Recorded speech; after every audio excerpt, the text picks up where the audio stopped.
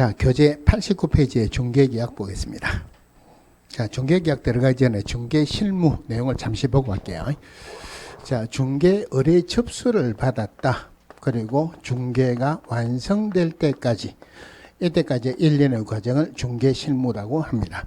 중개 의뢰 접수를 받았다는 말은 중개계약이 체결됐다 이 말이죠. 중개가 완성됐다는 말은 거래계약이 체결됐다 이 말인데, 자, 여기서 하나만 볼게요. 거래계약 체결하면은 계약서 작성하고 통상계약금 10% 지급하죠. 조금 이따 중도금 지급한다.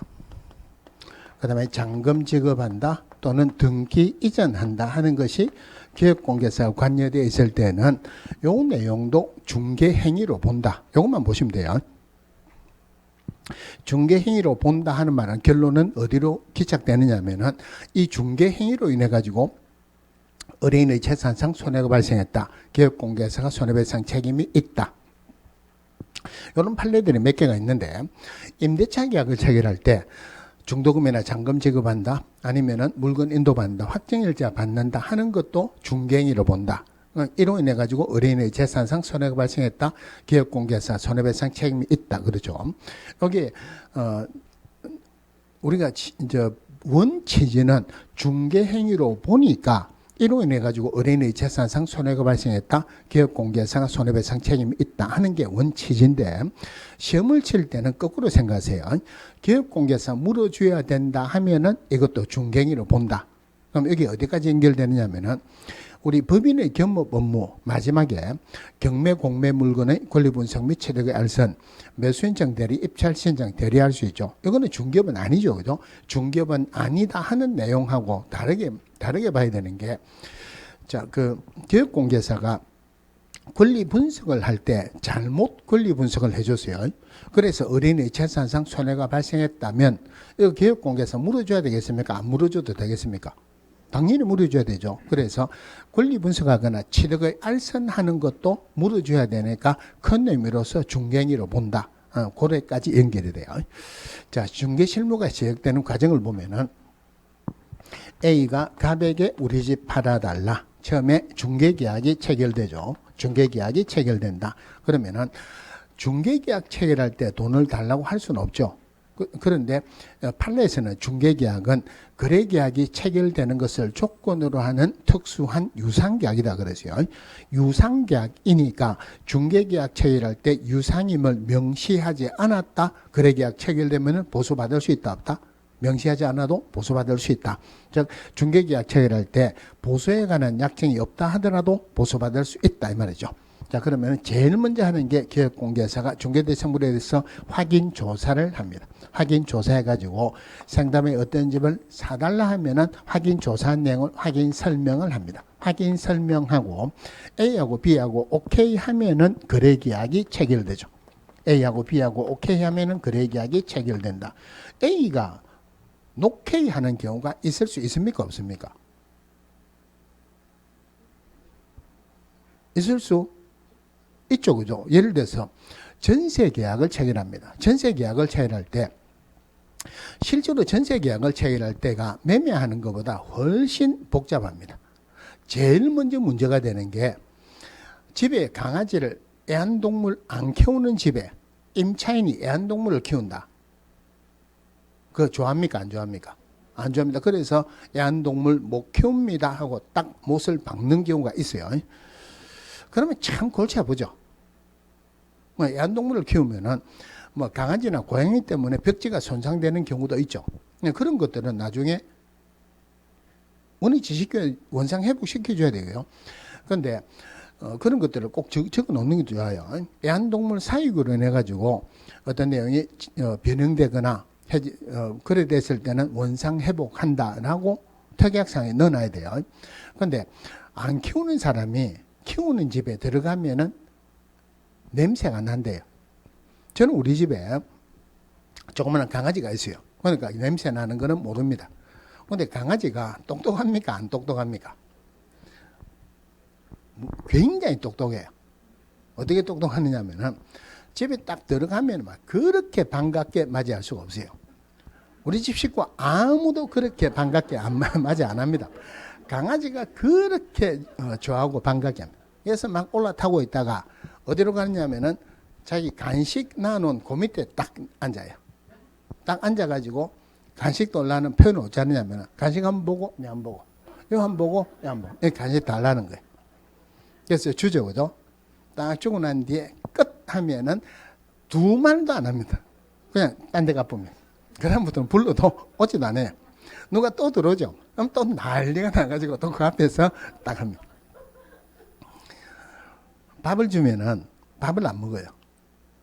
밥 위에 반찬을 놔줘요. 간식을 몇 개를 놔줘요. 그럼 그것만 딱 먹고 안 먹습니다. 식구들이 다 들어오죠. 다 들어오고 나면은 하나씩 다 먹고 나는데 더 이상 간식 받을 수가 없죠. 그러면 잘 때쯤 돼서 밥 먹습니다. 근데 그러면은 냄새가 좀 난대요. 그러니까 이사는 가기 전에 뭐 한번 그 약을 치든지 그런 게 있어야 돼요. 그죠? 하여튼 A하고 B하고 오케이 하면은 거래계약이 체결된다. 명색이 법인데 A하고 B하고 오케이 하면은 거래계약 체결된다. 말하기 어렵죠. 그죠? 양당사자의 의견을 합치를 보면은 거래계약이 체결돼요. 거래계약의 체결이란 거래계약서 작성하는 게 거래계약의 체결이 아니고 양당사자의 의견의 합치를 보면은 거래계약이 체결된다. 그럼 거래계약 체결된다 하는 말이나 중개가 완성된다 하는 말은 똑같죠. 그죠? 그러면 거래계약이 체결되면은 그 정병으로서 개업공개사가 거래계약서 작성하고 그리고 확인 설명한 내용을 문서로서 작성한다. 확인 설명서 작성합니다. 그리고 거래 당사자에게 교부하고 일정 기간 동안 보관한다. 이렇게 연결이 되겠죠. 제일 먼저 봐야 되는 게 중개계약이에요. 자, 중개계약은 의뢰인하고 개업공개사 간의 계약을 중개계약이라고 한다. 그럼 다른 질문 한번 하고 들어갈게요. 소속공개사는 중개무할 수 있죠. 소속공개사 중개무했다. 그런데 우리 법에서 공인중개사법이나 부동산거래신고와 관한 법률에서는 서명 날인 놓으면 반드시 확인해야 돼요. 나머지는 이게 문제의 핵심은 아닙니다. 전부 다가 서명 또는 날인이죠. 그런데 서명 및 날인 하는 게 딱 두 개가 있죠. 거래계약서하고 확인설명서, 그것도 다른 사람이 할 때는 빼고 개업공개사하고 소속공개사 할 때만 및, 나머지는 또는이에요. 그러면은 소속공개사가 손님을 모시고 와가지고 중개계약을 체결합니다. 그러면 중개계약서 작성할 수도 있죠. 전속중개계약을 체결하면 반드시 전속중개계약서 작성해야 되죠. 그러면은 전속중개계약을 체결한다면은 전속중개계약서에는 소속공개사는 서명 및 날인합니까? 서명 또는 날인합니까? 아무것도 안 하죠. 중개계약의 당사자는 의뢰인하고 개업공개사예요. 소속공개사는 당사자가 아니죠. 소속공개사가 손님을 모시고 가서 중개계약서를 작성한다 하더라도 소속공개사는 서명 날인 안 합니다. 자, 중개계약 앞부분의 이론 부분들은 별로 중요한 거 아니고 나올 것도 없고 단지 하나 순가중개계약. 순가중개계약을 법에서 금지하는 규정이 있습니까? 없습니까? 금지하는 규정은 없죠. 순가중개계약 체결했다고 처벌하는 규정도 없습니다. 다만 순가중개계약의 결과 초과보수에 해당하게 되면 금지행위로 처벌한다. 자, 여러 개업공개에서 의뢰하는 것을 일반 중개계약이라 하죠. 일반 중개계약은 계약서를 써도 되고 안 써도 돼요. 법에서 뭐라고 되어 있냐면은 국토교통부 장관은 일반 중개계약의 표준이 되는 서식을 정하여 그 사용을 권장할 수 있다. 서식은 정해졌다, 안 정해졌다. 서식은 정해져 있습니다. 그런데 이거 구분해야 되는 게, 요거는 맞는 거 보세요. 국토교통부 장관은 요거 하기 전에 기업공개사가 거래계약서를 작성하는 때는 국토교통부 장관이 정한 표준이 되는 서식을 사용하여야 한다. 맞습니까? 틀립니까? 틀리죠. 거래계약서는 서식이 없어요. 그러니까 공인중개사법에서 서식이 없는 것은 거래계약서밖에 없어요. 나머지는 전부 다가 서식이 국토교통부령, 즉 시행규칙에 정해져 있어요. 그러면은 아까 다시요. 국토교통부 장관은 일반 중개계약서의 표준이 되는 서식을 정하여 그 사용을 권장할 수 있다. 서식은 정해졌다, 안 정해졌다. 서식은 정해져 있죠. 그거 써야 된다, 안 써도 된다. 써도 되고 안 써도 됩니다. 그러면은 자, 의뢰인이 기업공개사에게 중개 의뢰 내용을 명확하게 하기 위해서 일반 중개계약서 작성을 요청할 수 있다. 그럼 기업공개사 요청을 받았다. 이때도 써도 되고 안 써도 돼요. 다음 사항이 기재된 일반 중개계약서 작성을 요청할 수 있다. 서게 되면은 꼭 들어가야 되는 게 한마디로 어린이 하는 말은 우리 집 얼마에 팔아주세요 하는 거죠. 우리 집 중개대상물의 위치 및 규모 얼마에 팔아주세요. 거래 금액입니까? 예정 금액입니까? 거래 예정 금액. 어린이 한 말은 끝났어요. 그럼 개업공개사는 예 알겠습니다 하면서 머릿속으로 아싸 가오리 얼마 벌었고 나왔겠죠. 그죠? 중개보수가 나옵니다. 거래 금액에 따른 보수입니까? 예정 금액에 따른 보수입니까? 거래 예정 금액에 따른 중개보수 그리고 당사자 준수할 사항. 이게 한 문제로 나오는 거는 별로 없었어요. 별로 없었는데 틀린 답으로 나올 때 공법상 이용자 및 거래 규제에 관한 사항. 요거 조금 이따 별도로 말씀드릴게요. 저번에도 했는데 공법상 이용자 및 거래 규제는 어디든지 답으로 나올 수가 있어요. 그러면은 우리 집 팔아주세요 할 때 우리 집 마당에는 뭐가 법에 걸려갖고 이거 못합니다 이런 말 합니까 안 합니까? 안 하죠. 중개계약서에는 공법상 이용자 및 거래 규제 안 들어가죠. 우리 집에는 비만 오면은 어디서 물이 들어온가 모르겠는데 작은 방에 물이 새가지고 비만 오면은 작은 방에 한강이 됩니다. 이런 말 합니까 안 합니까? 안 하죠. 중개대상물의 상태에 관한 상 이런 것도 들어가는 건 아니다. 그죠? 그러면 진도는 안 맞지만 공법상 이용자 및 거래 규제 이거 잠깐만 볼게요. 자, 공법상 이용 제한 그리고 거래 규제 이거 정리하면 했죠. 자, 우리 확인 설명서에 금표율 상한 용적률 상한은 뭐를 보고 기재한다? 시군조례를 보고 기재한다. 기억나죠? 거기에 들어가는 게 토지 이용객 공법상 이용자 및 거래 규제예요. 그러면은 확인 설명서에 들어가죠. 자, 확인 설명서에 들어갑니다.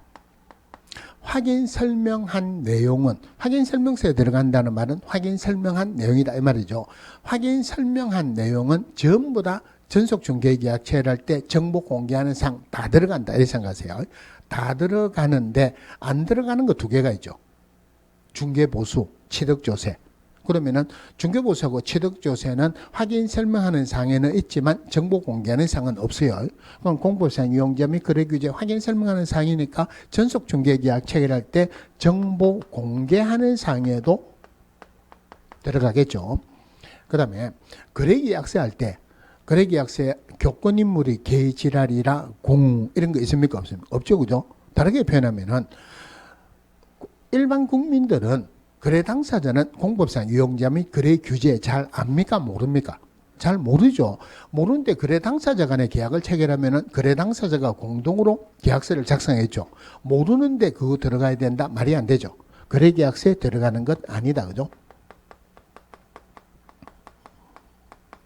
요거는 들어간데 거래 계약서에 안 들어갑니다. 마찬가지로 부동산 거래 신고를 거래 당사자 간의 직접 매매 계약을 체결했다. 신고는 누가 해야 됩니까? 거래 당사자가 공동으로 하죠. 그런데 공법상 이용자 및 거래 규제는 거래 당사자는 잘 모르죠. 공무원이 훨씬 잘 알죠. 자기는 모르는데 공무원이 잘 안다. 그런데 어디에서 물어가지고 공무원에게 공법상 이용자 및 거래 규제에 관한 상 신고한다. 이거 말이 안 되죠. 그래서 부동산 거래 신고할 때도 안 들어갑니다.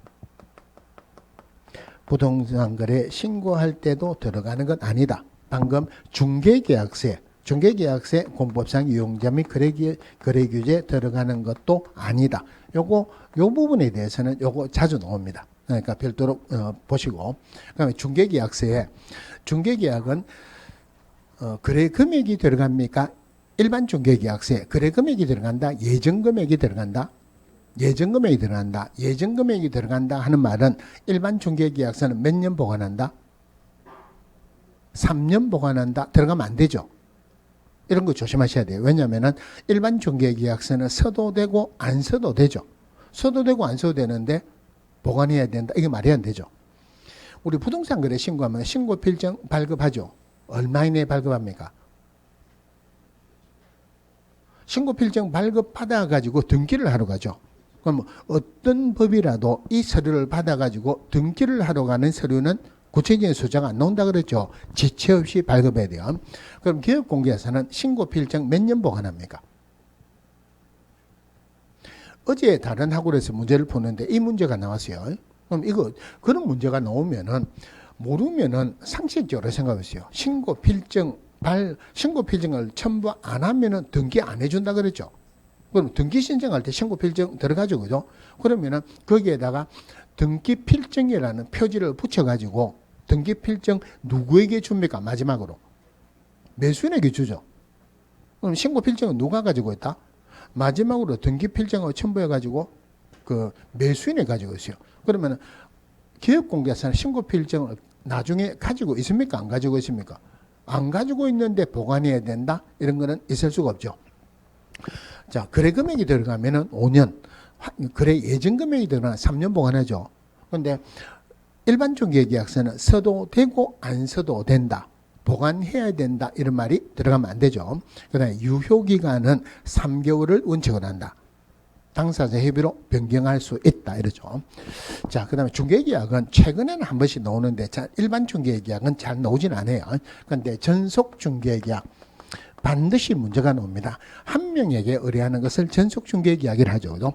자, 전속 중개계약을 체결하면은 반드시 국토교통부 령에 따른 전속 중개계약서 작성해야 돼요.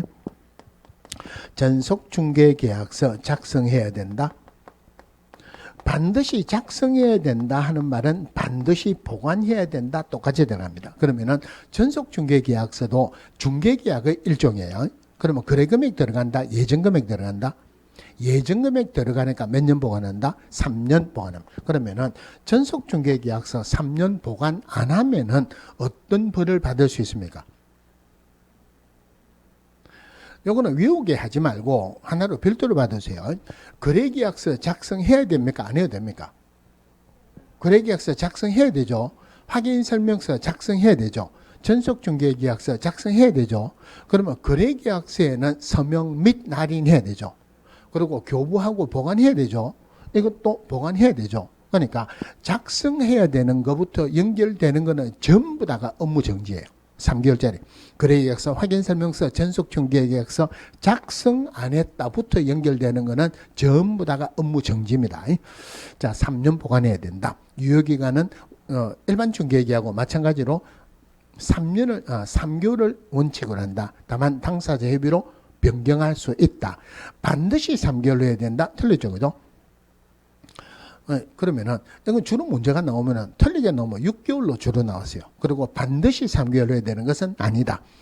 자, 전속중개계약을 체결하면은 자, 기업공개사는 전속중개계약서 작성하고 3년 보관해야 된다. 그 다음에 업무 추진 상황을 문서로 통보해야 되죠. 문서로 통보한다. 얼마에 한 번씩 2주일에 1회 이상 2주일에 1회 이상 문서로 통지한다. 사실은 이게 더 중요한데 요거 자체로서는 여기 더 나왔어요. 더 많이 나왔어요. 구도로 통보하면 된다 안 된다? 안 된다. 그럼 이 질문이 어떻게 더 나왔냐면은 통보하는 방법에는 제한이 없다. 아니죠. 그죠? 반드시 문서로 통지해야 돼요. 자, 요거 2주일에 1회 요거 보시고 그다음에 정보 공개를 합니다. 자, 정보 공개할 때 문제의 핵심은 뭐를 찾아야 된다?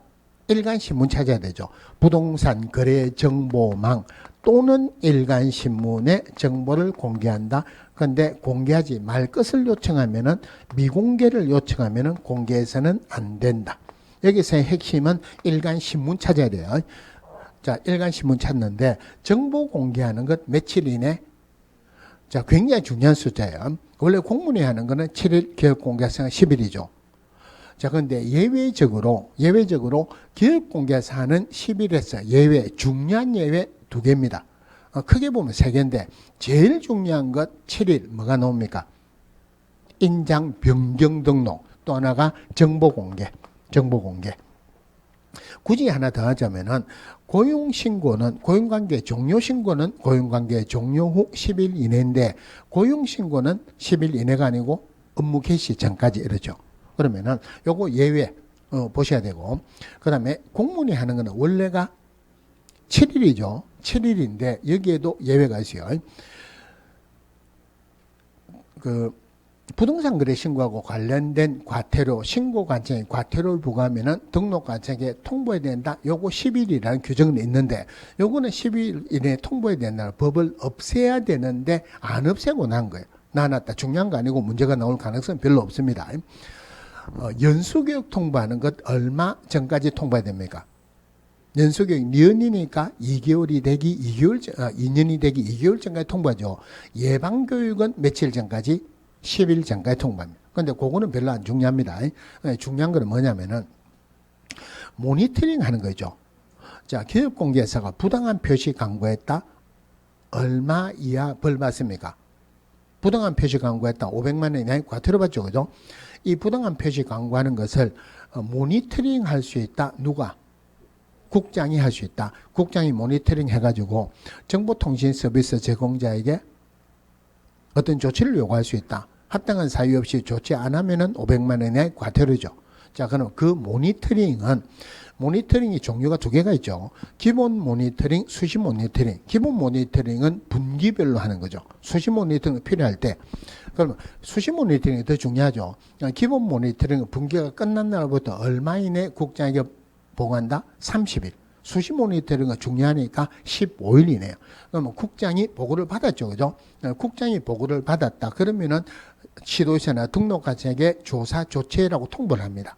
조사 조치했다. 국장에게 통보해 줘야 되죠. 얼마 이내? 요거 10일 이내요. 요거 예외적으로 10일 이내입니다. 또 하나가 이거 말고 부동산 거래지에서 교란 행위 하는 거죠. 부동산 거래지에서 교란행위 신고센터 설치 운영은 국장이 합니다. 그런데 한국부동산원에게 위탁을 한다 그러죠. 부동산원이 신고센터예요. 신고센터에 누가 신고를 했어요. 그럼 신고센터에서 시도의사 또는 등록관청에게 조사 조치라고 통보를 합니다. 그럼 시도의사나 등록관청은 신고센터 부동산원에게 통보를 받았기 때문에 누구에게 통보해 줘야 됩니까? 부동산원에게 통보해 줘야 되죠. 요거 얼마 이내? 요거 10일 이내. 그리고 부동산원은 국장에게 통보해야 된다. 요거는 매월 10일까지. 그래서 이 뒤에 부분이 더 중요한 부분이에요. 요거 업무 추진상을 통보하는 것은 2주일에 1회 이상. 그 다음에 정보 공개하는 것 7일 이내. 요거 2주일 이내라고 틀리게 놓은 적도 있었어요. 정보 공개하고 나면은 정보 공개했다고 의뢰인에게 지체 없이 통보한다. 지체 없이 이것도 마찬가지로 문서로 통보합니다. 물론 기업공개사는 확인 설명하는 의무를 성실히 이행해야 된다 하는 의무도 있어요. 자, 의뢰인의 의무로서 A가 갑하고 전속중개계약을 체결했어요. 전속중개계약을 체결했다는 말은 유효기간 내 다른 기업공개사 의뢰를 안 하겠다는 약속이죠. 그 약속을 깨고 기업공개사 유효기간 내 다른 기업공개사 의뢰를 했어요. 약속을 어겼다. 그러면은 중개 보수를 지급해야 된다. 위약금을 지급해야 된다. 약속을 어겼으니까 위약금 지급하는 거 맞죠? 그런데 이 지문은 아직까지 이렇게 틀리게는 한 번도 안 나왔는데 위약금은 약속을 어긴 사람이 위약금을 갖다 바치는 게 일반적입니까? 상대방이 당신 약속 위반했으니까 내놔라 해가지고 받는 게 일반적입니까? 내놔라는 게 일반적이죠. 그런데 다른 기업공개에서 이런 사실을 기업공개에서는 모르죠. 모르는데 내놔라 할 수 없죠. 언제 아느냐면은 거래계약을 체결하려고 보니까 이미 거래가 되었더라. 이래야 알 수 있죠. 그죠? 그래서 다른 기업공개에서 의뢰했을 때 위약금을 지급하는 게 아니고 의뢰해서 거래했을 때 중개보수에 해당하는 금액만큼 위약금을 지급해야 된다. 또 하나가 A가 갑을 통해서 알게 된 상대방과 기업공개사를 배제하고 당사자 간에 직접 거래했다. 이것도 마찬가지로 보수에 해당하는 금액만큼 위약금을 지급해야 된다. 제일 중요한 거, 제일 많이 나온 게 A가 스스로 발견한 상대방과 거래했을 때, 자, 스스로 발견한 상대방과 거래했을 때 보수의 50% 지급합니까? 중개에 소요된 비용의 50% 지급합니까? 보수의 50% 아니고 비용의 50%도 아니다. 이거 중요합니다. 중개에 소요된 비용을 지급을 합니다. 비용을 지급을 하는데 최고가 보수의 50%예요. 그러니까 보수의 50% 범위 내에서 중개에 소요된 비용을 지급한다. 보수의 50% 아니죠. 비용의 50% 아니죠. 그럼 예를 들어서 합의된 보수가 100만 원이다. 중개에 소요된 비용이 80만 원이라면 얼마 지급한다? 최고 50만 원 지급하죠. 합의된 보수가 100만 원인데 30만 원 샀다. 얼마 지급한다? 30만 원 지급한다. 이게 한 문제로 놓은 적도 있었어요. 이게 전속중개에서는 제일 많이 나오는 겁니다. 그런데 조심해야 되는 게 비용 지급하는 거하고 위약금 지급하는 거하고 갔다 왔다 안 하도록 조심하시고, 또 하나가 문제에서 구체적인 숫자가 날짜가 나오면은 문제의 핵심은 유효기간을 찾는 거예요. 유효기간 넘어가면은 요거 위약금 지급할 필요 없습니다. 중개에서 소요된 비용을 지급하는 것도 필요 없다. 유효기간 3개월을 원칙으로 한다 그랬죠. 유효기간 넘어가면은 요거 지급하는 거 아니다. 날짜가 나오면 이거 찾아야 돼요. 자, 정보 공개를 하는데, 정보 공개하는 것 7개인가 요래 있는데, 이거 외워야 됩니까? 안 외워야 됩니까? 외우지 마라 그랬어요. 외워도 돼요. 외우는 거 제가 억지로 따라다니면서 외우지 마라 할 건 아닌데, 안 외워도 됩니다. 안 외워도 되는데 문제는 나옵니다. 외워야 됩니까? 안 외워야 됩니까? 방금 안 외워도 된다 그랬잖아요. 안 외워도 돼요. 그러니까 문제가 나오는 것만 봅시다. 그러면은 정보 공개하는 거 말고 우리 확인 설명서는 꼼꼼하게 보죠. 그죠? 확인 설명서에 나오는 거는 전부 다 확인 설명하는 사항이다. 확인 설명하는 사항은 전부 다 정보 공개하는 사항이다 하고 통치고 넘어가세요. 통치고 넘어가세요. 대신에 확인 설명할 때는 나오는데 정보 공개 안 나오는 것 두 개 있었죠. 중개 보수 안 들어갑니다. 취득시 필요한 조세의 종류 및 세율, 취득 조세도 안 들어간다. 요게 답으로 놓으면은 어렵습니다. 그러니까 이거는 별도로 받으세요. 그런데 정보 공개할 때 별도로 봐야 되는 게 권리관계 공개합니다. 권리관계라는 게 저당권이 있느냐 없느냐, 전세권이 있느냐 없느냐. 그런데 그 중에서 권리자 주소 성명 등 인적 사항은 절대 공개해서는 안 된다. 요게 전속중개계약 체결할 때 정보 공개하는 데서 답이 70% 이상 나오는 거예요. 다음 중 전속중개계약 체결할 때 정보 공개하는 것이 아닌 것은 뭐냐? 답은 권리자 인적사항. 아니죠. 그죠?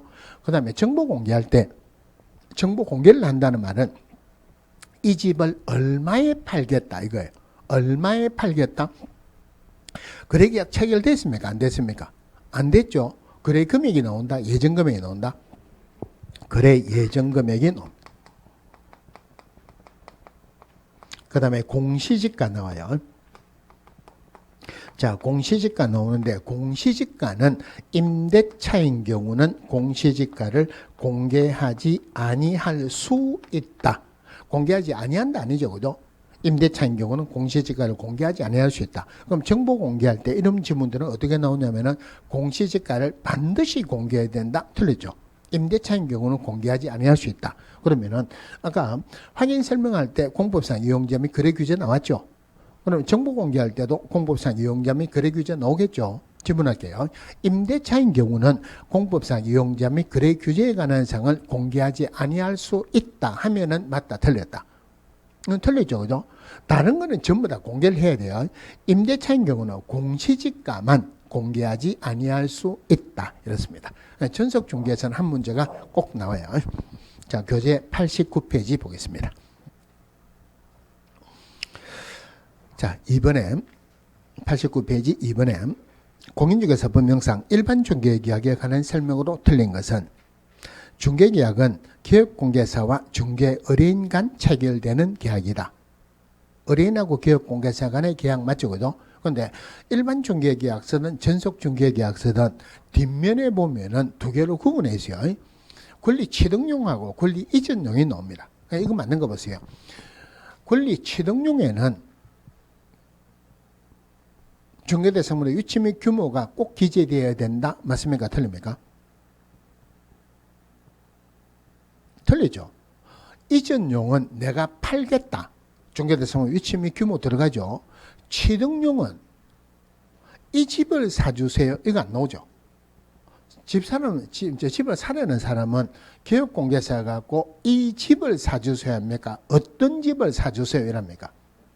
이 집을 사고 싶으면 누구한테 가야 돼요? 집주인에 가야 되죠. 취득용에는 중개대상물 위치 및 규모 안 나오죠. 그죠? 희망 지역, 희망 가격, 중개대상물의 종류 이게 나오지. 취득할 때는 중개대상물의 위치 및 규모 이 집이라는 거는 안 나와요. 이번에 중개의뢰인은 기업공개사에게 중개의뢰 내용을 명확하게 하기 위해서 일반 중개계약서 작성을 요청할 수 있다. 맞고 공인중개사법상 기업공개사에게 중개계약 체결 의무는 없으며 중개 완성의 의무도 없다. 해도 되고 안 해도 되죠. 그런데 이런 경우가 있어요. 보통 거래되는 가격이 한 5억이나 6억 정도 이런데 누가 와가지고 실제로 제가 겪고 있는 거예요. 9억에 팔아주세요. 여러분. 이거 판다고 내놨겠습니까? 9억에 팔린다고 내놓은 거 아니죠. 그냥 던져놓는 거예요. 왜냐하면 그래 함으로써 다른 사람의 가격을 조금 더 올린다. 가격 상승시키게 하는 것밖에 안 돼요. 그거 반드시 광고 내야 됩니까? 안 내야 됩니까? 의뢰받으면 알겠습니다 하면 되죠. 광고 안 내야 되죠. 그런 사람일수록 일주일이 멀다고 확인합니다. 확인해가지고 중개사무소 가는 데마다 내 거 왜 광고 안 내줍니까? 광고 내주세요. 가는 데마다 광고 내야 돼. 근데 그걸 보고 누가 7억 5천에 팔아달라. 7억 5천에 안 팔립니다. 그러면은 이 사람도 좀 팔아야 돼요. 그러니까 조금 지나고 이거는 팔 사람이니까 조금 지나면은 7억 5천에 안 팔리니까 가격을 낮추겠죠. 그죠? 7억에 팔아달라. 그러니까 중개계약을 체결하거나 거래계약을 중개 완성하는 것은 기업공개사는 의무는 없어요.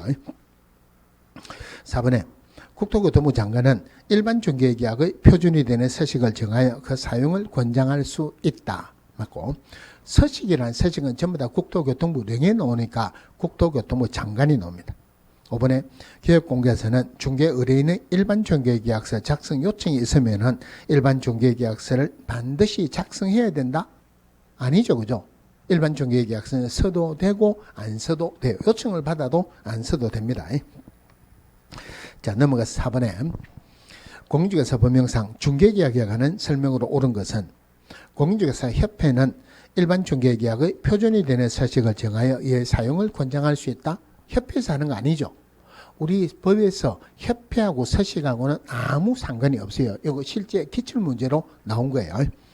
이번에 기업공개사는 일반 중개계약서 작성 시 공개사 법령상 정해진 일반 중개계약서 서식을 사용할 의무가 있다. 국토교통부 장관은 일반 중개계약서의 표준이 되는 서식을 정하여 그 사용을 권장할 수 있다는 말은 꼭 그 서식을 써야 된다, 안 써도 된다? 써도 되고 안 써도 되고, 써도 그 서식을 써도 되고 다른 서식을 써도 된다 이 말이죠.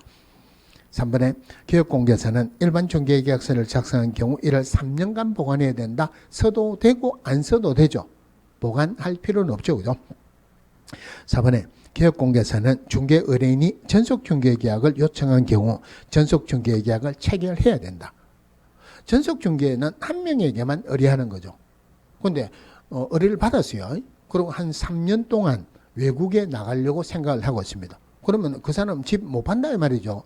전속중개계약 체결하는 것도 자유입니다. 해도 되고 안 해도 되고. 5번에 전속중개계약을 체결한 기업공개사는 중개의뢰인이 중개 대상물에 관한 정보의 비공개를 요청한 경우 정보를 공개해서는 안 된다. 당연하죠. 오른쪽에 5번에 전속중개계약을 체결한 기업공개사 갑의 의무상으로 옳은 것은 갑은 공인중개사 법령이 정한 전속중개계약서를 사용할 의무는 없다. 이거는 법정 서식을 꼭 써야 됩니다. 의무가 있죠. 그럼 전속중개계약서 작성하지 않았다 또는 법정 서식인 전속중개계약서 말고 다른 걸 썼다. 어떤 벌을 받습니까? 작성해야 되는 거하고 관련되는 거 전부 다가 업무 정지라고 그랬어요. 거래계약서든 확인설명서든 전속중개계약서든. 이번에 갑은 작성한 전속중개계약서를 5년간 보존해야 된다. 반드시 작성해야 된다. 반드시 보관해야 되죠. 그런데 전속중개계약서 거래금액이 들어간다. 예정금액이 들어간다. 얼마에 팔아주세요 하니까 예정금액이다. 5년, 3년. 3년이죠. 갑은 중개대상물에 대한 정보를 공개할 때 7일 이내에 중개의뢰인에게 그 내용을 문서로 통지해야 된다. 정보 공개하는 것은 2주일에 몇 회 이상? 아니에요. 이거 연결하면 안 됩니다. 업무 추진 상황을 문서로 통지하는 게 2주일에 1회 이상. 정보 공개하는 것은 7일 이내 한 번만 하면 돼요. 요거 두 개 연결하는 거 절대 아니다. 그죠? 정보 공개하는 것은 7일 이내하고 어린이에게 정보 공개했다고 문서로 통지하는 것은 지체 없이. 요거 두 개가 갔다 왔다 안 하도록 조심하시고 일단 7일이 아니고 지체 없이죠. 갑은 확인 설명 의무를 성실하게 이행해야 된다. 맞고 갑은 중개 의뢰인에게 일주일에 2회 이상 업무 처리 상황을 문서로 통지한다. 헷갈리게 내놨죠. 일주일에 2회 이상이 아니고 2주일에 1회 이상. 물론 이것도 기출문제예요. 그럼 이 문제를 여기에 나온 책에 문제를 보고 여러분들이 기출문제다 아니다 확인할 수 있습니까 없습니까? 적어놓은 거 말고 기출문제라고 적어놓은 거 있죠. 적어놓은 거 말고도 기출문제가 있어요. 이게 기출문제다 아니다 여러분들 확인할 수 있습니까 없습니까? 확인할 수 있어요. 아 이거 문제가 좀 괜찮다 싶으면은 명확한 답이 나온다. 문제가 괜찮다 싶으면 기출문제입니다. 좀 애매하다. 이 무슨 문제가 이랬나 이러면 기출문제 아닙니다. 자 6번에 4번 한번 볼게요. 자, 갑이 전속중개계약 유효기간 내에 스스로 발견한 상대방과 거래한 경우 갑은 을에게 중개보수의 50%를 지불해야 된다. 중개보수의 50%입니까? 중개 소요된 비용의 50%입니까? 두 개는 아니죠. 보수의 50%도 아니고 비용의 50%도 아니고 비용을 전액 지급하는데 최고가 보수의 50%죠. 중개보수의 50% 범위 내에서 중개 소요된 비용을 지급한다. 이렇죠. 자, 넘어가서 7번에 공인중개사 법령상 중개계약에 관한 설명으로 옳은 것은 특정한 개업공개서를 정해서 그 개업공개서의 하나의 중개대상물을 중개하도록 하는 계약이 전속중개계약이다. 맞네요. 우리나라에서 가장 많이 체결되는 중개계약은 공동중개다. 우리나라에서 가장 일반적으로 이루어지는 계약이 일반중개계약이죠. 3번에 개업공개서가 국토교통부 령으로 정하는 전속중개계약서에 의하지 않고 전속중개계약을 체결한 경우 개설 등록이 취소된다. 써야 되는 것, 서는 거하고 관련되는 거 위반하는 거 전부 다 벌은 업무 정지라 그러죠. 전속중개계약서 서식에는 개업공개사가 중개대상물의 확인 설명 의무를 이행하는데 중개 의뢰인이 협조의 함을 명시하고 있지 않다. 이거는 그런 말은 있어요.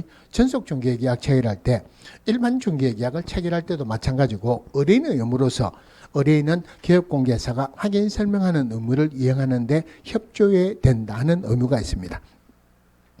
5번에 전속중개계약을 체결한 중개 의뢰인이 그 유효기간 내에 스스로 발견한 제3자와 직접 매매계약을 체결하는 경우 그 매매계약은 무효다. 아니죠, 그죠? 매매계약은 유효입니다. 하지만 중개보수의 50% 범위 내에서 중개에 소요된 비용을 지급하면 되죠. 밑에 8번에 중개 의뢰인 갑은 자신 소유의 X 부동산에 대한 임대차 계약을 위해서 개업공개서 을과 전속중개계약을 체결했다. 임대차죠. X 부동산의 기존 임차인 병, 저당권자 정이 있는 경우 을이 부동산 거래 정보망 또는 일간신문에 공개해야만 하는 중개대상물에 관한 정보를 모두 고른 것은 자 병과 정의 주소, 병은 임차인이죠. 정은 저당권자죠. 둘 다가 권리자죠. 권리자 주소, 성명 등 인적사항은 공개하지 마라 그랬죠. 이건 공개하는 거 아니고 연애 X부동산의 공법상 이용자 및 거래 규제 정보 공개하는 거 맞죠? X부동산의 공시지가 공시지가도 공개하는 거 맞는데 임대차인 경우는 공개하지 아니할 수 있다 그랬죠. 공개하여야만 하는 거니까 공시지가도 빠지네요. X부동산에 대한 일조, 소음, 진동 등 환경 조건 이거 공개하는 겁니까? 안 하는 겁니까? 헷갈리면 이렇게 생각하세요. 확인 설명서에 일조랑 소음, 진동 등 환경 조건이 있죠. 그러면 정보 공개하는 것도 맞습니다. 확인 설명서에 나오는 거하고 말이 똑같은지 비슷하다 그러면은 전부 다 정보 공개하는 상이다. 퉁치세요. 대신에 중개보수하고 취득주요세는 안 들어간다. 자, 오른쪽 9번에 전속중개계약을 체결한 개업공개사가 공인중개사 법령상 공개해야 할 중개대상물에 대한 정보에 해당하는 것 모두 골라라. 기억, 소재지, 면적 등 중개대상물을 특정하기 위해서 필요한 사항, 자, 정보 공개할 때는 법에서 중개대상물을 특정하기 위해서 표현하는 사항이라고 표현했는데 확인 설명할 때는 중개대상물의 기본적인 사항이라고 표현해놨어요. 우리 소재지, 면적 뭐 이런 것들 나오죠, 그죠? 그러니까 확인 설명서에 소재지, 면적 나오죠. 여기에도 들어갑니다. 중개보수 및 실비의 금액과 산출 내역. 중개보수는 확인 설명서에 있죠. 정보 공개는 안 들어가죠.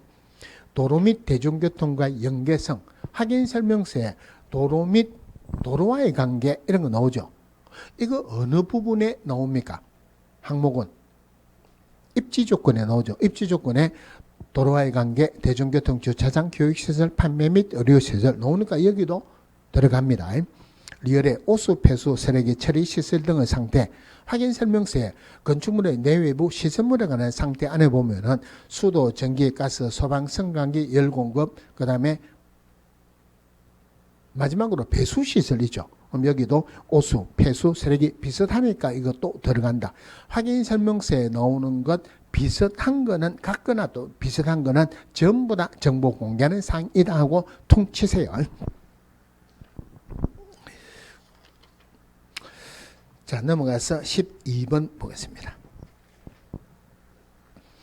공인중개사법상 전속중개계약에 관한 설명으로 옳은 것은 공인중개사법령은 전속중개계약에 관한 표준 서식을 규정하고 있지 않다. 서식이라는 서식은 전부 다 있죠. 뭐만 없습니까? 거래계약서만 서식이 안 정해 있고 나머지는 전부 다 정해져 있어요. 이번에 전속중개계약은 당사자 약정으로 유효기간을 정할 수 있기 때문에 법으로 유효기간을 정하고 있지 않다. 법으로 정해진 유효기간은 있죠. 원칙은 몇 개월로 한다? 3개월을 원칙을 합니다. 다만 당사자 협의로 변경할 수 있다. 그죠? 3번 등록관청은 전속중개계약서를 보관하지 아니하였다는 이유로 개업공개사에게 3개월의 업무정지를 명할 수 있다. 작성해야 되죠. 작성 안 하면 보관도 못하죠. 작성하고 관련되는 거 위반하면 후속되는 거는 전부 다가 업무정지 3개월짜리 맞습니다. 4번에 소속공개사가 중개 의뢰 접수해서 그 중개물을 수행한 경우 소속공개사는 개업공개사와 함께 전속중개계약서에 서명 및 날인해야 된다. 여기는 및 들어가면 안 되죠. 하여튼 및 들어가는 거는 거래계약서 확인설명서밖에 없죠. 그러니까 여기는 및 들어가면 틀리죠. 그죠? 그런데 또 하나가 이거보다 더 중요한 게 전속중개계약의 당사자는 의뢰인하고 기업공개사입니다. 소속공개사는 당사자가 아니니까 소속공개사는 서명 날인 안 합니다. 5번에 전속중개계약을 체결한 중개의뢰인은 의뢰한 중개대상물에 대해서 스스로 발견한 상대방과 거래할 수 없다. 거래해도 유효죠. 하지만 중개보수의 50% 범위 내에서 중개에 소요된 비용을 지급하면 됩니다. 자, 한 페이지 넘어가서 오른쪽에 18번 한번 보겠습니다. 공인중개사법상 일반 중개계약서와 전속중개계약서의 서식에 공통으로 기재된 사항이 아닌 것. 첨부 서류로서 중개보수 요율표. 그 전부 다 뒤에 요율표 첨부합니다. 첨부돼요. 계약의 유효기간. 일반 중개계약은 유효기간이 있습니까? 없습니까? 일반 중개계약이나 전속 중개계약이나 똑같습니다. 유효기간은 원칙적으로 3개월을 원칙으로 한다. 다만 당사자의 협의로 변경할 수 있다. 3번 개업공개사의 중개업무 처리 상황에 대한 통지 의무. 요거는 전속 중개할 때는 해야 되죠. 얼마에 한 번씩 2주일에 1회 이상 반드시 문서로 해야 되죠. 그런데 일반 중개계약은 이런 의무는 없습니다. 그럼 전속 중개할 때는 공개하지 아니한 것, 미공개를 요청하지 아니하는 한 부동산 거래정보망 또는 일간신문에 공개해야 되죠. 일반 중개계약은 공개해야 됩니까? 안 해도 됩니까? 일반 중개는 공개라는 의무는 없어요. 공개해야 된다. 틀리죠. 그죠? 그럼 일반 중개계약일 때는 부동산 거래정보망 또는 일간신문에 정보 공개하면은 됩니까? 안 됩니까? 자기가 부동산 거래정보망에 가입이 되어 있어요. 전속중개하면은 거기에 공개하겠죠. 일반 중개계약 체결하면 공개하겠습니까? 안 하겠습니까? 일반 중개계약을 체결했다. 다른 사람이 알아야지 빨리 거래계약이 체결되겠죠. 그럼 공개하겠죠, 그죠? 그러니까 전속중개계약을 체결하면 공개해야 되는 의무는 있지만 일반 중개계약을 체결하면 공개하는 의무는 없습니다. 공개해도 됩니다. 공개하면 안 된다는 규정이 없기 때문에 해도 됩니다. 그런데 현실적으로는 전속중개를 하는 경우가 있기도 있어요. 어떤 경우가 있냐면은 내가 당신한테만 의뢰할게. 전속중개 맞죠? 근데 그거 일반적으로 전속중개계약서 작성 안 해요. 제가 전속중개계약서 작성하는 건 한 번도 못 봤습니다. 그러면은 정보 공개하겠죠, 그죠? 일반 중개계약을 체결해도 정보 공개는 합니다. 그러니까 의무가 있느냐 없느냐 이 차이지. 해도 된다 안 된다 규정이 없으면은 해도 된다, 그죠? 4번에 중개대수물 확인 설명에 관한 사항. 기업공개에서는 확인 설명하는 의무를 성실히 이행해야 된다. 둘 다가 의무가 있고, 그 다음에 기업공개사가 중개보수를 과다 수령한 경우 차익 환급. 자, 요거 설명드리려고 이 문제 봤는데, 일반 중개계약서는 전속중개계약서는 이런 규정을 했어요. 초과수수료 받으면 차익을 환급해야 된다. 확인 설명할 때 잘못해가지고 재산상 손해가 발생했다. 손해배상해야 된다 하는 게 중개계약서에 나와 있어요. 초과보수 받았을 때 환급한다. 그 다음에 확인 설명할 때 손해배상 해야 되는 게 일반 중개계약, 전속 중개계약 두 개 다가 나옵니다.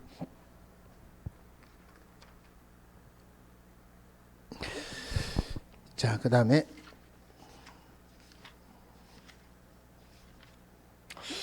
넘어가면은 거래계약서 나오는데, 확인 설명 의무 나옵니다. 우리 앞으로 2주 남았죠. 2주 남았을 때 한 주는 뭐 한다 했습니까? 요 한 주는 요 문제가까지 나가고, 한 주는 제가 보통 때 앞에 이론 부분 할 때 주택임대차, 상가임대차 한 번도 안 했죠. 민법에서 하시고 문제풀이 할 때 해드리겠다 그랬죠, 그죠? 그래서 문제풀이 할 때 주택임대차, 상가임대차를 제일 마지막 주에 할 거예요. 그럼 다음 주에 제가 다시 말씀을 드리겠지만 혹시 까먹을 수도 있으니까 지금 또 말씀을 드릴게요. 주택임대차, 상가임대차가 민법에서도 나오죠, 그죠? 주로 옛날에는 민법에서 3문제, 중개사법에서 2문제 나오는데 지금은 각각 2문제씩 나옵니다. 그런데 법은 똑같은 법이에요. 옛날에 민법에서 나오는 게 문제가 훨씬 어려웠어요. 그런데 요즘은 중개사법에서 나오는 문제가 더 어렵습니다. 중개사법에서 임대차보호법 꼼꼼하게 공부해 놓으면 민법에서도 한 문제씩 맞겠죠, 그죠? 그래서 주택임대차, 상가임대차 보호법은 우리 민법에서 민사특별법에 나와 있는 거는 뭐를 보는 게 제일 좋습니까? 법 조문을 꼼꼼하게 보세요. 그건 문제 다 풀립니다. 법 조문만 꼼꼼하게 보면 충분히 볼 수 있어요. 그래서 법 조문을 꼼꼼하게 볼 건데, 그 마지막 주에 올 때는 여러분들 요거 하기 전에 그 요약집 있죠. 한 권으로 나와가지고 요거 하기 전에 한 거 있죠, 그죠? 그 책 가지고 오세요. 그걸 보면서 설명을 드릴게요. 근데 그거 하고 지금 계속 나가면은 다음 주나 그 다음 주나 중간에 끝내야 됩니다. 오늘 여기까지 하고 복습 한번 합시다. 자, 오늘 제일 먼저 외국인 등의 부동산 등 취득에 관한 특례죠. 외국인이다 하는 말은 우리나라 국적이 없는 자를 외국인이라 합니다. 외국인 등 하면은 하여튼 외국 정부다, 산하기구다 다 들어가는데, 어떤 법인에서는 외국 법에 의해서 설립되면은 무조건 외국인 등이죠. 우리나라 법에서 설립됐다 하더라도 사람의 반 이상, 자본금의 반 이상, 의결권의 반 이상 세 개 중에 하나라도 해당되면 전부 다 외국인 등에 해당합니다. 자, 물론 우리나라는 상호주의를 택한다. 즉 우리나라의 사람이 어느 나라에 갖고 부동산을 취득할 때 제약을 받으면은 그 나라 사람도 우리나라에서 부동산 취득할 때 제약을 준다면, 대표적으로 우리나라 사람이 부동산을 취득할 때 제약을 주는 나라가 어떤 나라가 있겠습니까? 대만, 남아메리카 공화국, 우리나라 사람들이 취득할 때 제약을 줍니다. 자, 외국인 등이 부동산을 허가받아야 되는 거 말고는, 근데 요거는 외국인 등이 부동산을 취득할 때만 적용한다 그랬죠. 팔 때는 적용을 안 합니다. 허가 대상 말고는 전부 다 신고관청, 시군구청장에게 신고를 해야 돼요. 신고하는 게 계약으로 취득했다, 기업공개에서 있다고 봐야 되죠. 60일, 6개월, 60일. 무슨 날로부터? 계약일로부터 60일.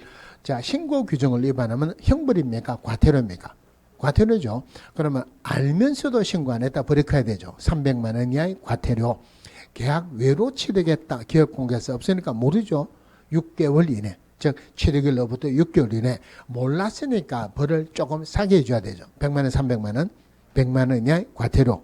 계속 보유신고 외군이 된 날로부터 6개월 이내. 이것도 위반하면은 100만 원 이하의 과태료입니다.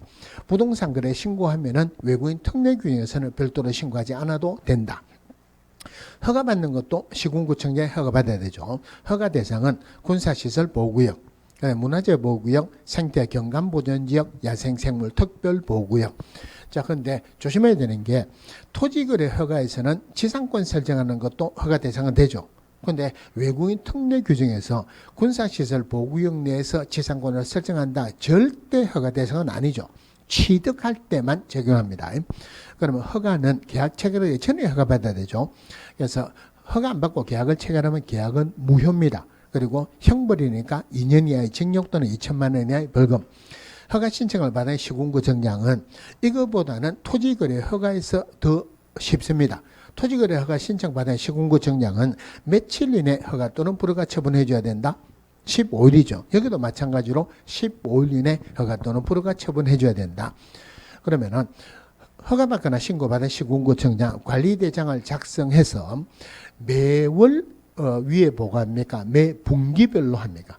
매 분기별로. 그러니까 매 분기 종료로부터 1개월 이내 시도의사에게 제출하고, 시도의사는 제출받은 날로부터 1개월 이내 국장에게 제출한다. 토지거래 허가에서 토지거래 허가 지정권자는 시도지사, 국장 또는 시도의사죠. 시군구청장은 지정권자에 안 들어가죠. 지정하는 대상은 투기가 성행하거나 지가가 급격히 상승하거나 상승할 우려가 있는 지역으로서 그 밑에 한마디로 가격이 올라갈 만한 지역에 지정한, 앞에 단서조항이 있어야 돼요. 허가구역으로 지정하는 기간은 5년이 아니고 5년 이내로 한다. 국장이 지정할 때는 중앙도시위원회 심의를 거쳐야 되죠. 시도의사가 지정할 때는 시도도시위원회 심의를 거칩니다. 그런데 시도의사가 지정할 때 지방도시계획위원회 심의를 거쳐야 된다 하면은 맞다, 틀렸다. 이것도 맞는 거예요. 지방도시계획위원회 중에서 시도에 있으면 시도도시계획위원회라고, 시군구에 있으면 시군구도시계획위원회라고 합니다. 그러니까 시도도시계획위원회 해라 맞고 지방도시계획위원회 해라도 틀렸다고는 하지 마세요. 물론 지정할 때뿐만이 아니고 지정하거나 재지정하거나 해제하거나 변경하거나 축소할 때 언제든지 심의를 거칩니다. 그런데 지정을 할 때는 밑에 사람 의견을 듣는 건 아니죠. 재지정을 할 때는 의견을 들어야 돼요.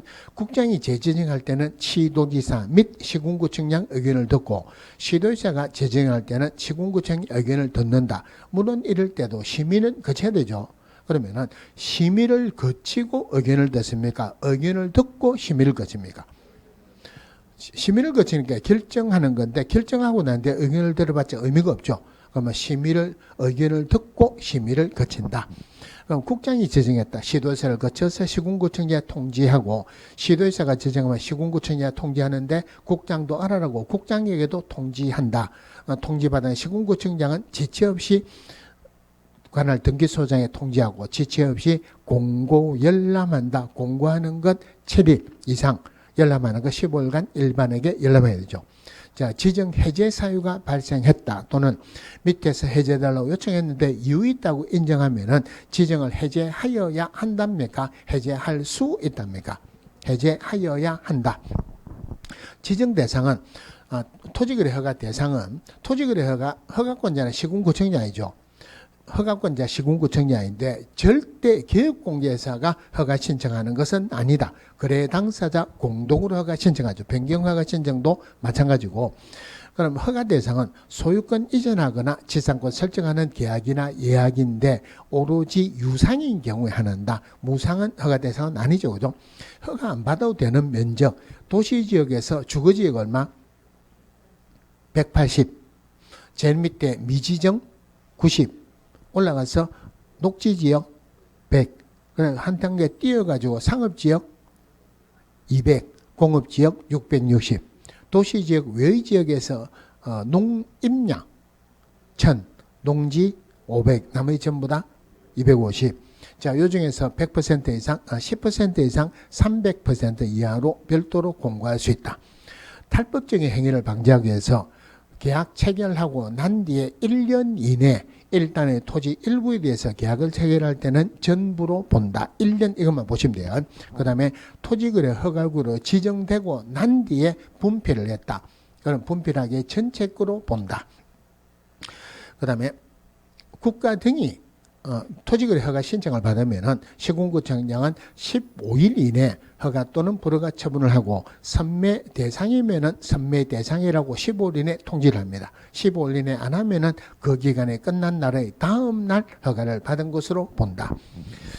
자, 근데 일방 당사자가 국가 등이다 허가를 받는 건 아니죠. 허가 대상이 아닌 건 아니에요. 그런데 허가를 받는 게 아니고 협의하면은 허가를 받은 것으로 본다. 대신에 애당초 토지거래 허가 안 받는 것, 투기 대상이 아닌 것, 대표적으로 경매, 공시법에 따른 토지 수용, 공매는 허가 대상인데 3회 유찰되면 허가를 안 받아도 된다 그랬죠. 외국인 특례교에서 허가받았다. 여기서 별도로 안 받아야 되고 이거 말고는 전부 다가 대부분의 경우 한마디로 투기 대상이 아닌 것은 허가 안 받죠. 무슨 법에 의해서 하는 것은 허가 안 받는다. 이래 보시면 되죠. 자, 그 다음에 선매하려 그러면은 공익사업용 토지 또는 허가받은 목적도로 이용을 안 하고 있는 토지인데 그대로 있으면 선매 대상이 되는 게 아니고 허가 신청이 들어와야지 선매 대상이 되죠. 선매할 때의 가격은 공시지가로 한다, 감정가격으로 한다. 시가로 하니까 감정가격으로, 물론 허가 신청에서 적힌 가격이 감정가격보다 낮으면은 그 낮은 가격으로 할 수 있다. 불허가 처분은 불허가 됐어요. 불허가 되면 협의가 안 되면은 절대 불허가 처분한다, 수용해야 된다 들어가는 거 아니죠. 허가 또는 불허가 처분합니다. 여기서는 7일 이내가 아니고 지체 없이요. 자, 허가 신청을 했어요. 처분에 이의가 있는 자는 처분을 받은 날로부터 1개월 이내 시군구청장에게 이의신청할 수 있다. 그럼 시군구청장은 시군구 도시계획의 심의를 거쳐서 통지합니다.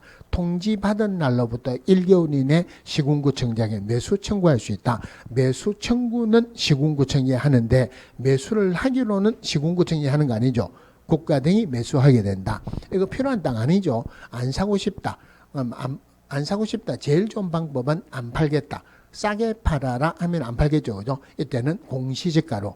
물론 허가 신청서 적힌 가격이 공시지가보다 낮으면은 그 낮은 가격으로 할 수 있다. 자, 허가받는 목적대로 이용을 해야 되죠. 허가받는 목적대로 이용을 하는데 이용하는 기간, 그게 나오면은 그거 나오는 거는 전부 다 허가를 받아야 된다.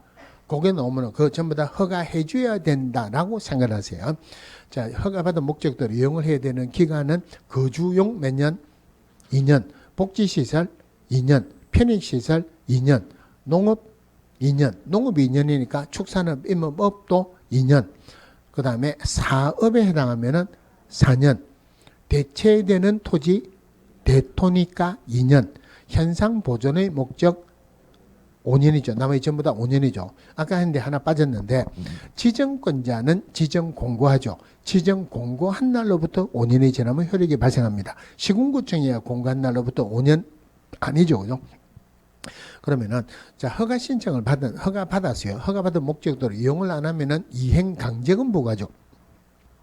이행 강제금 부과하기 전에 반드시 이행 명령을 내려야 돼요. 몇 개월 이내의 기간을 정해서 3개월 이내의 기간을 정해서 이행명령을 내립니다. 그러면은 이행명령을 내리는데 이행 안 하면 이행강제금 부과징수하죠. 이행강제금 부과징수하기 전에 1년에 몇 회 이상 실태조사한다? 이행강제금 토지거래 허가에서는 전부 다 1이에요. 1년에 몇 번 부과한다? 1년에 한 번. 이행할 때까지 부과하는데 이행 이 의무 기간이 지나면은 부과를 못하죠. 이행 강제금 100분의 얼마 이내? 100분의 10 이내. 그 중에서 방치하면은 100분의 10, 임대하면은 100분의 7, 다른 용도로 변경하면은 100분의 5, 나머지 기타 치는 거니까 100분의 7. 자, 이행하면은 이행강제금 부과하면 안 되죠. 그죠? 대신에 이행하기 전에 부과한 이행강제금을 징수해야 된다. 이행강제금에 따른 이의신청 요거는 30일이죠. 나머지는 전부 다 1개월로 퉁치세요. 그러면 15일이 세 번 나온다 그랬죠. 5일하고 15일 구분하세요. 15일은 첫 번째 처리기간 15일이죠. 처리기간 15일인데 그 선매 대상이라고 통지하는 것도 15일이라 그랬어요. 그 다음에 공고 열람할 때 열람하는 거 15일. 나머지는 전부 다 1개월인데 선매 조건을 통보하는 것 요거 15일. 나머지는 전부 다 1개월이에요. 마지막으로 포상금액이죠. 자, 포상금액. 부동산 거래 신고하는 법률에서는 과태료 중에서 3천만 원 이하 포상금 냅니다. 3천만 원 이하 중에서 빠지는 거죠. 거래대금 지급을 증명하는 서류를 제출해라. 또는 다른 조치를 이행해라 했는데 이행 안 했다. 요거는 포상금에 빠지고 대신에 100분의 5 이하 중에서 거짓으로 신고한 게 100분의 5죠. 그 중에서 거래 가격을 거짓으로 신고했다. 요게 포상금 대상이 돼요. 100만 원 이하의 과태료 포상금 대상이 되죠. 그럼 이거는 포상금은 과태료의 몇 퍼센트? 20%인데 최고가 1,000만 원이죠. 그럼 이거는 신고했다고 다 지급하는 게 아니고 과태료 부과해야지 포상금을 지급합니다. 토지거래 외국인 특례기 위해서는 포상금 안 나온다 그랬죠. 토지거래 허가에서 돈이 나오는 것은 허가 안 받고 계약을 체결했다. 2년 이하의 징역 또는 100분의 30 이하의 벌금이죠. 그럼 이거 돈 나오는 게 있죠. 그죠?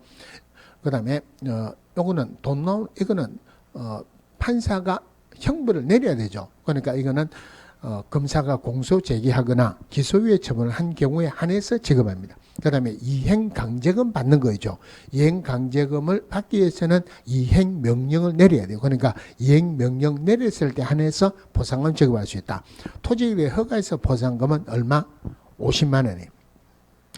자, 그럼 여기서 과태료 20% 지급합니다. 과태료 20% 지급한다는 말은 과태료 받아가지고 포상금 지급했다. 돈이 남죠. 절대 국고에서 보조할 수 있다. 들어가면 안 되죠. 포상금의 지급에 소요되는 비용은 시군구 재원으로 충당한다. 또 하나 구분해야 되는 게 공인중개사법에서 첫 번째에서니까 공제사법에서 포상금은 1개월 이내 지급하고 부동산 거래 신고에 관한 법률에서 두 번째에서니까 2개월 이내 지급한다. 또 구분해야 되는 게 공인중개사법에서는 지급 결정일로부터 1개월 이내, 부동산 거래 신고에 관한 법률에서는 포상금 지급 신청서 제출받은 날로부터 2개월 이내입니다. 그런데 포상금 신고를 해도 포상금 지급 안 하는 경우가 있죠. 공무원이 자기 직무하고 관련돼서 신고했다. 지급 안 합니다. 위반 행위에 관여한 사람의 신고했다. 지급 안 합니다. 그 다음에 익명이나 가명으로 신고했다. 이것도 지급을 안 하죠. 자, 중개계약. 일반 중개계약은 여러 교육공개에서 의뢰하는 게 일반 중개계약인데 국토교통부 장관은 일반 중개계약서의 표준이 되는 서식을 정하여 그 사용을 권장할 수 있다. 서식은 정해졌다, 안 정해졌다? 서식은 정해졌죠. 꼭 써야 된다, 안 써도 된다. 써도 되고 안 써도 됩니다. 써도 되고 안 써도 된다 하는 말은 일반 중개계약서는 보관해야 되는 의무는 없죠. 중개 의뢰인은 중개 의뢰 내용을 명확하게 하기 위해서 기업공개사에게 다음 사항이 기재된 일반 중개계약서 작성을 요청할 수 있다. 서게 되면은 꼭 들어가야 되는 게 우리 집 얼마에 팔아주세요. 중개 대상물의 위치 및 규모, 거래 예정금액, 그 다음에 거래 예정금액에 따른 중개보수, 그 다음에 당사자 준수할 사항 들어갑니다. 일반 중개계약이든 전속 중개계약이든 유효기간은 3개월을 원칙으로 한다. 다만 당사자 협의로 변경할 수 있다. 한 명이 의뢰하는 것을 전속 중개계약이라 하죠. 즉 중개 의뢰인은 중개를 의뢰함에 있어서 특정한 한 명의 기업공개사에 의뢰하는 전속 중개계약을 체결할 수 있다. 전속 중개계약을 체결하면은 반드시 법정된 서식인 전속 중개계약서 써야 됩니다. 반드시 작성해야 된다. 반드시 보관해야 되죠. 전속 중개계약도 중개계약의 일종이니까 거래 금액이 아니고 예정 금액이라 몇 년 보관한다? 3년 보관합니다. 업무 추진사항을 반드시 문서로 통보해야 되죠. 2주일에 1회 이상. 정보 공개하는데 부동산 거래 정보망에 7일 이내 정보 공개해야 된다. 맞습니까? 틀립니까? 다시요. 전속중개계약을 체결한 기업공개사는 7일 이내 부동산 거래 정보망에 정보 공개해야 된다. 7일이라는 중요한 숫자 때문에 일간신문 놓치면 안 된다 그랬어요. 일간신문이 핵심이에요. 부동산 거래 정보망 또는 일간신문에 정보 공개하는데 7일, 요거하고 2주일에 1회 이상 요거하고 구분하셔야 되고, 정보 공개하고 나면은 의뢰인에게 공개했다고 지체 없이 통보합니다. 물론 기업공개사는 확인 설명하는 의무를 성실히 이행해야 된다. 의뢰인의 의무로서 유효기간 내에 다른 기업공개에서 의뢰했다 위약금 지급하는 거 아니죠. 유효기간 내에 다른 기업공개에서 의뢰해가지고 거래했을 때 중개보수에 해당하는 금액만큼 위약금을 지급해야 된다. 기업공개사를 통해서 알게 된 상대방과 그 기업공개사를 배제하고 당사자 간에 직접 거래했다. 이것도 보수만큼 위약금을 지급합니다. 의뢰인이 스스로 발견한 상대방과 거래했을 때 절대 중개 보수의 50% 지급하는 거 아니죠. 중개 소요된 비용의 50% 지급하는 것도 아니다. 중개 보수의 50% 범위 내에서 중개 소요된 비용을 지급해야 된다. 물론 의뢰인은 일반 중개든 전속 중개든 의뢰인은 기업공개사가 확인 설명하는 의무를 이행하는데 협조해야 되는 의무가 있다. 두 개 다 있어요. 자, 정보 공개할 때 권리관계 공개하는 거 맞죠? 그런데 권리자, 주소, 성명 등 인적사항은 반드시 공개해야 된다. 절대 공개해서는 안 된다. 거래 금액을 공개한다. 예정 금액을 공개한다. 예정 금액이죠. 임대차 공개하는 거 맞죠? 그런데 임대차 공개하는 게 아니고 공시지가 공개하는 거 맞죠? 하지만 임대차인 경우는 공시지가만 공개하지 아니할 수 있다. 확인 설명하는 거, 확인 설명서에 나오는 거는 전부 다 정보 공개한 사항이다. 퉁치세요. 비슷하다 싶어도 전부 다 똑같다고 하는데, 확인 설명서에 중개 보수 나오죠. 취득 조서 나오죠. 취득 시 필요한 조서의 종류 및 세율. 근데 정보 공개할 때는 중개 보수, 취득 시 필요한 조서의 종류 및 세율 요거는 안 나온다. 자, 오늘은 여기까지 하겠습니다. 수고했습니다.